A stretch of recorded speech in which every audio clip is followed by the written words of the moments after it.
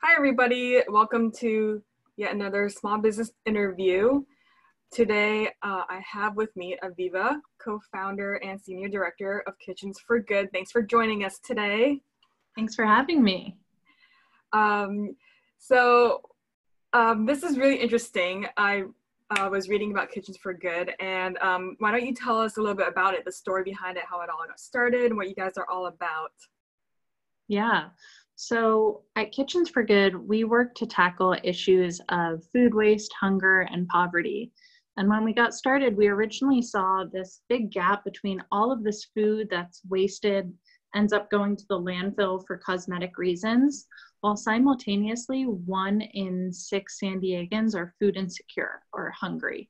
And so we thought, okay, if we could just have a kitchen, we could take all of that food and turn it into healthy meals. And then voila, there goes hunger. But the more we started to ask ourselves the question of how many meals would we need to prepare to solve hunger, the more we kept coming up against the answer that food alone does not solve hunger, because ultimately people don't have money in their pockets to buy that food. And so we needed to look at not only how do we feed the food lines, but how do we shorten the line itself by giving people a opportunity to get a job and become productive, participating members in our economy. So we operate a culinary job training program that helps men and women who are overcoming histories of incarceration, homelessness, and foster care to launch their careers in the culinary industry. That's really cool. And like, especially, it's very tough interviewing because like once they figure out that this person has had something happen in the past, like people are very shy about it when they don't know what their potential is. So I feel like that's a very noble pursuit.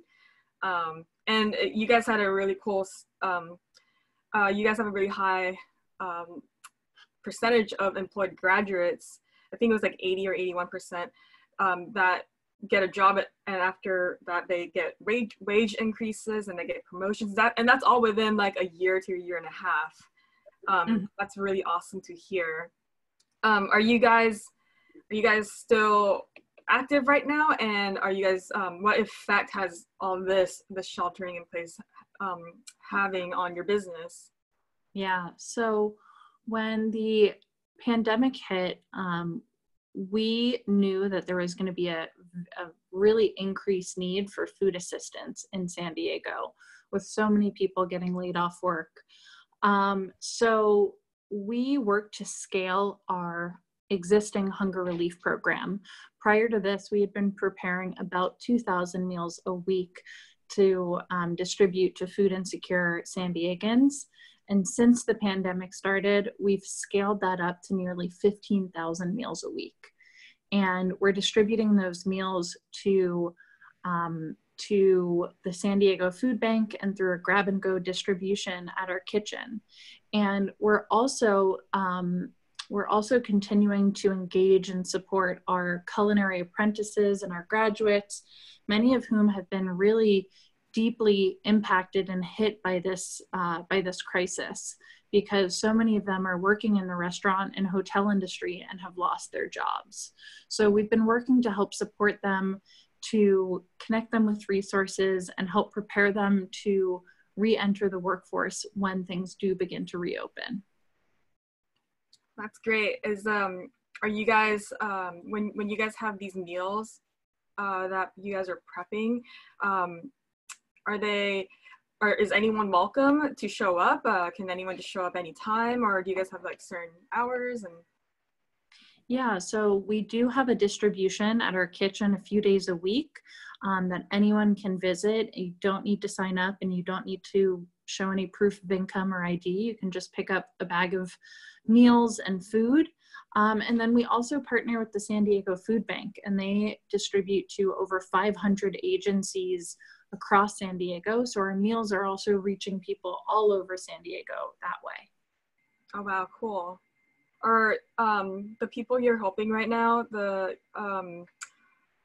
they okay? Are they able to find something else, or are they coming back to volunteer also? Are you talking about our apprentices? Yeah. Yeah. So right now, we do have a lot of our apprentices who are volunteering in our kitchen, but we are just now starting to see the restaurant industry open back up. So we're hoping to be able to get them back into jobs in the restaurant, which will certainly be a challenge since not all the restaurants are going to be able to reopen. But working with our connections and building partnerships to ensure that they get back into the workforce. Yeah, it is very tough out there. Like I know a lot of places that I've worked with in the past are complete or either like out of business or they have to think of something else entirely. So, yeah. So can anyone? How can we help? Can anyone volunteer do we go to your website? Yeah, so there's a few ways that people can help support what we're doing to prepare these 15,000 meals a week. First, we really can use your donations. All of our work is funded through the donations of individuals right now, and it makes a big difference in allowing us to continue this work. And the other big way is through volunteering. We have 2 volunteer shifts a day where anyone can sign up on our website, kitchensforgood.org, and volunteers are helping to package all of the meals so that the cooks can focus on cooking, and all of our volunteers help to fill up all the containers, package, seal, and label all of them for distribution. I think I have the web page right here, so I'll go ahead and share my screen so people can see what it looks like, and I'll include the link in the description box. Let me see if I can figure out how to. I always forget how to share my screen. There it is. So it's this site, right, where you can sign up. And it's down here. It looks like you guys have different days and times, so it's pretty flexible. So whenever you guys have a chance, basically. Yeah, and we've been seeing a lot of at both corporate groups or friends who miss seeing each other in person. This is a social distance way to get together. All of our volunteers, as I'll show you in a moment, are spaced out throughout our large former event space. So we're practicing social distancing, but also giving a way to give back and kind of come together as a community. Very cool. Let me stop sharing my screen. So yeah, so that's the link, and again, I'll include it below. You guys are also doing something called virtual dinners for good, right? Yeah, so these are online cooking classes that are taking place every 2 weeks with various San Diego top chefs. So we've had Brian Malarkey, we've had Sam the Cooking Guy, and they take us into their own kitchens and teach guests how to prepare a delicious meal out of pantry ingredients.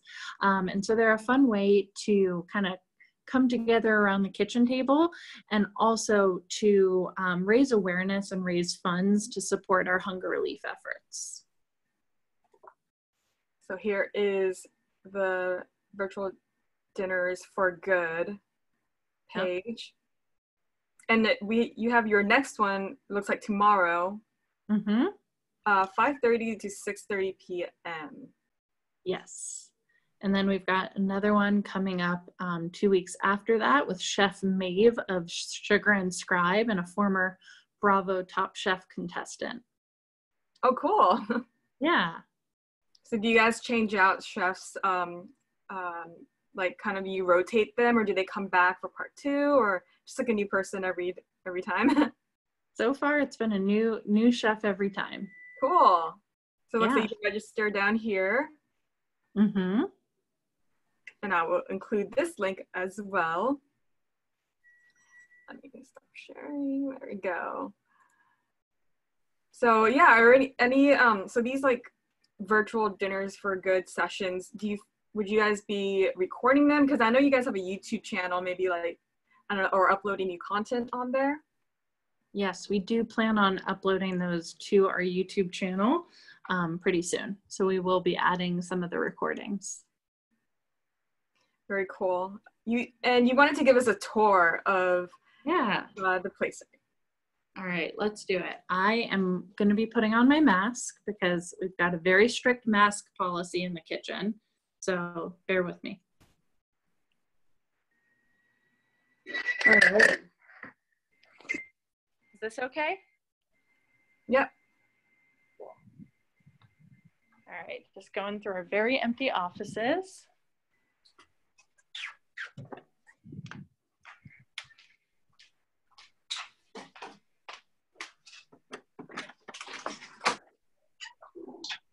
All right, so we're heading into the kitchen. So every day we've got our apprentices and our chefs who are helping to prepare these meals. So you can see this has been everything that's been prepped today. I'll flip us around, hold on. You can see each day we're just creating a huge amount of food. And we've got all of our chefs at their various stations who are working on. Have you started crying yet, chopping all those onions? Yeah? So we've got a mountain of onions coming through here. And then onto this side of the kitchen, we've got a team of chefs who are prepping some chicken. And then you can see this is our giant, basically our giant pot that we're making mac and cheese. So we've got Jason here who's kind of scooping out tons and tons of pasta that'll be going into the meals.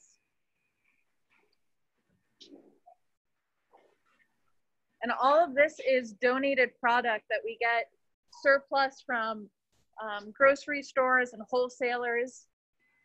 Over here, we've got food production, tons and tons and tons and tons of tofu. More tofu than you don't need. Wow, look at this. This is all the tofu going into today's production. And then in here is where we've got our volunteer production. So we've got volunteers who are spread out all the way down these lines, and they're helping in preparing all of our meals. Hi there. Karen, can you tell us what you guys are up to? Well, we are serving up some delicious turkey stew with some rice, and it's going to be delicious, and it's going to be healthy and hearty. Awesome. So you can see all of our volunteers are helping to scoop up all of our food, and they make sure that it's all about 2 pounds a meal. So each tray is about 2 meals and can kind of help feed a family. And everything gets moved down, packaged up, hi there, and then labeled so that they can know what's in it. And then all of these end up getting boxed up so that they're put in the freezer, and then they are shipped off to the San Diego Food Bank for distribution.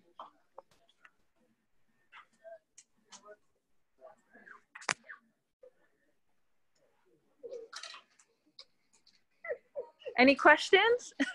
Wow, that's very impressive. And it's nice that you guys have such a like a big space so you can have the proper layout so people can stay and work 6 feet apart.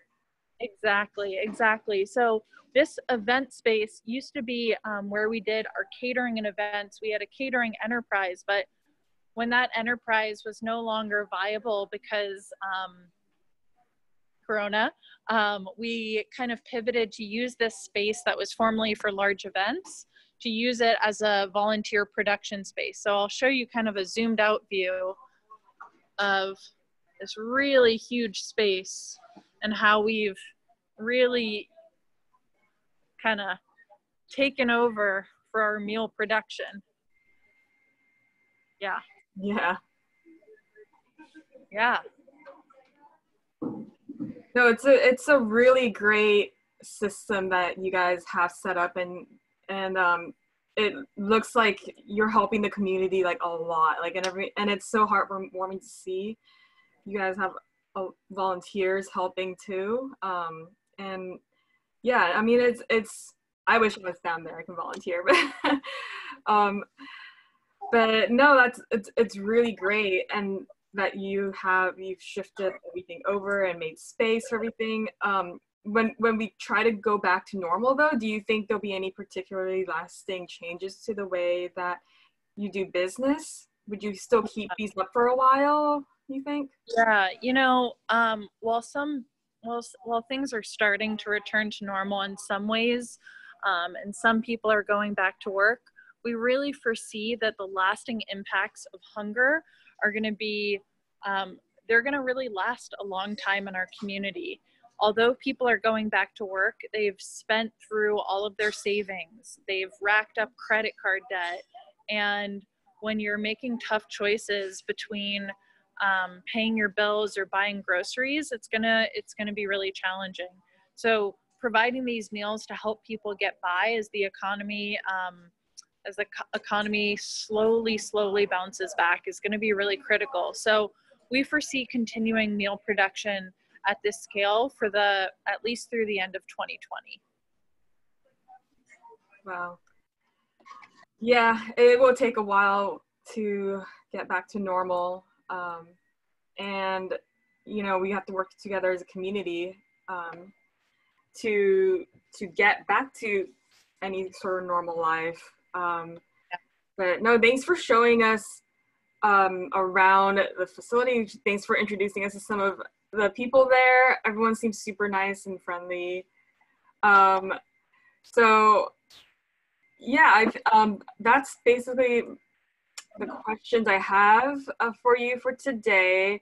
And let me just pull up another background just to show people what you guys have. So here's the website for Kitchens for Good. And they do have Facebook. We'll follow you guys on social media basically for any updates that you guys have. Instagram, Twitter, and YouTube soon. The virtual dinners thing is a great idea. So yeah, and I'll include all your information in the description box. But yeah, thanks again, Aviva, for showing us everything and for updating us on what you guys have been up to. Absolutely. Thanks for having me. All right, you take care. You guys stay safe. Likewise. Have a good one. Have a good one. Bye.